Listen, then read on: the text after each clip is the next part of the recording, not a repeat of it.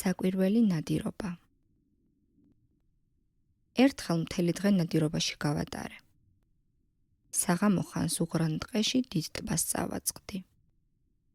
ტბა სავსე იყო გარეული იხვებით. ჩემს დღეში არ მენახა ამდენი იხვი ერთად. სამწუხაროდ ერთი სროლა წამალიც კი აღარ დამრჩენოდა. არდა სწორედ იმ საღამოს მეგობრები მყავდა მოწვეული და მინდოდა ნანადირებით გავმასპინძლებოდი.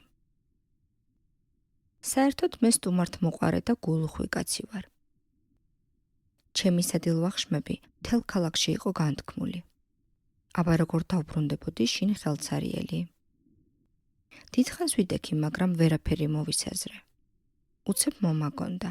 სანადირო ჩანთაში ქონის პატარა ნაჭერი მქონდა დარჩენილი. ბაშა, ეს ქონი იხვების მოსატყუებლად გამომადგება მეთქი ვიფიქრე.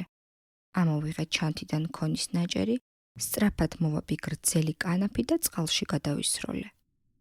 იხვები საჭმლის დანახვისთანავე ქონთან მოცურდნენ. ერთმა ხარბად ჩაყლაპა ქონის ნაჭერი.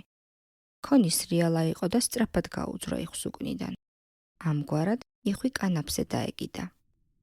ახლა ქონთან მეორე იხვი მოცურდა. იმასაც იგივე დაემართა. იხვი იხვს მოსდევდა, ყველა სათითაოდ ყლაპავდა ქონის ნაჭერს. და 10 წუთსაც არ გაუვლია, რომ ყველა იხვი მძივივით იყო კანაფზე ასხმული. ადვილად წარმოიდგენთ რა ხალისით ვუცგერდი ამ ნადავლს. რაღა მქონდა საზრუნავი? არაფერი. დაჭერილი იხვები წყლიდან უნდა ამომეყვანა და მზარეულისთვის გადამეცა. მეგობრების გამასპინძლებაც ამას ჰქვია. მაგრამ ამდენი იხვის წაღება ერთად არც ისეთი იოლი გამოდგა. რამდენიმე ნაბიჯის შემდეგ საშინელად დავიქანცე. წარმოიდგინეთ ჩემი განცვიფრება. უცებ იხვები ჰაერში აფრინდნენ და მეც ღრუბლებში ამიტაცეს. სხვა ჩემს ადგილას დაიბნეოდა. მაგრამ მე, ხომ იცით, მამაცი და მოხერხებული კაცი ვარ.